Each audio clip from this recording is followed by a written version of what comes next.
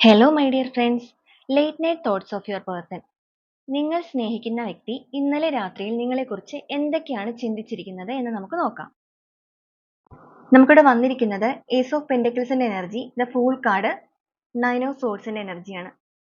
ഈ ഒരു സമയത്ത് നിങ്ങളുടെ വ്യക്തികൾ നിങ്ങളിലേക്ക് തന്നെയാണ് നോക്കിക്കൊണ്ടിരിക്കുന്നത്. അവർ ചിന്തിക്കുന്നത് നിങ്ങൾ അവരുടെ കൂടെ ഉണ്ടായിരുന്ന ആ ഒരു സമയത്ത് അവരുടെ ലൈഫ് എത്രമാത്രം സന്തോഷം നിറഞ്ഞതായിരുന്നു എന്നൊരു ചിന്ത അവരിലേക്ക് വരുന്നുണ്ട്. അവര് നിങ്ങളെ കൂടെ ഉണ്ടായിരുന്ന സമയത്ത് അവര് ഭയങ്കര ഹാപ്പി ആയിരുന്നു. പക്ഷെ അവർക്ക് അത് തിരിച്ചറിയാൻ പറ്റുന്നുണ്ടായിരുന്നില്ല.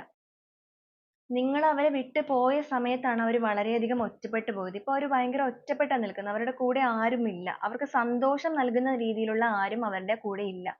അവര് വളരെയധികം വേദനിക്കുകയാണ്.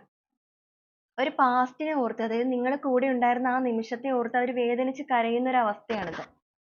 എത്രയും വേഗം നിങ്ങളുമായിട്ടുള്ള ഒരു ന്യൂ ബിഗിനിങ് വേണമെന്ന് നിങ്ങളുടെ വ്യക്തികൾ ആഗ്രഹിക്കുന്നുണ്ട്. അതിനു വേണ്ടി അവരൊരു യാത്രയ്ക്ക് തയ്യാറാകുന്നു. അവർ ഈ പ്രപഞ്ചത്തിനെ വിശ്വസിച്ച് തന്നെ ഒരു യാത്രയ്ക്ക് തയ്യാറാവുകയാണ്.